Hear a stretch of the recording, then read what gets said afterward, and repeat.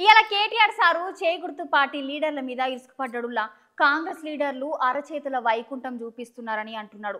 అంతేకాదుల్లా ఈ ఎలక్షన్లల్లా మన కారు గుర్తుని గెలిపియుండ్రి, వచ్చే 6 నెలల్లా మన సర్కారు రాకపోతే నన్ను అడుగుండ్రి అని సార్ మాట్లాడుతున్నాడు.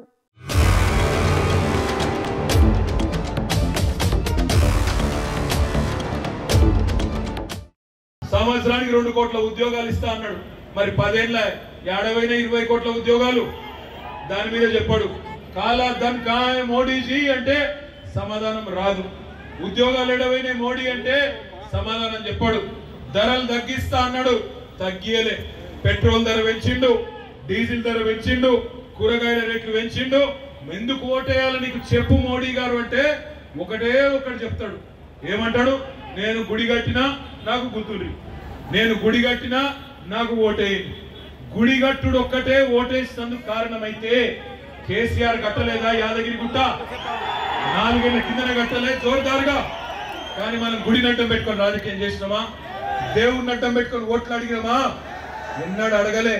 దేవుడు దేవుడు, రాజకీయం రాజకీయం. మీరు చేయవలసిందల్లా ఒకటే.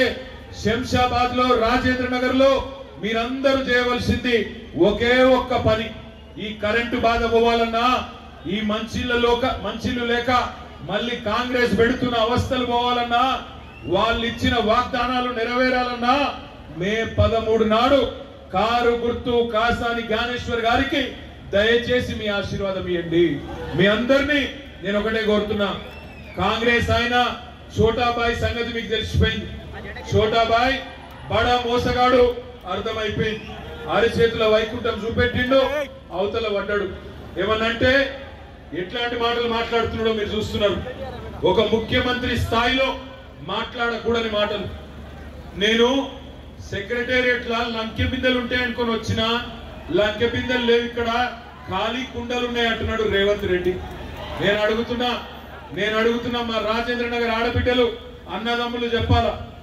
అర్ధరాత్రి గడ్డపారలు పట్టుకొని, తట్టపారలు పట్టుకొని, నెత్తి మీద తువాల కప్పుకొని ఎవరు తిరుగుతారు లంకె బిందెల కోసం? ఎవరు తిరుగుతారు? దొంగల. నేనైతే అనలేదు, పెడితే కేసు మీ మీదే పెడతారు. నాగలో ఏం చేస్తుండేనో రేవంత్ రెడ్డి ఇదివరకు నాకు ఎరకలేదు. కానీ మొత్తానికైతే ఏదో ఇదివరకు మంచి పని అయితే చేయకుండే. రేవంత్ రెడ్డి గారి మాట్లాడే మాటలు ఒక్కసారి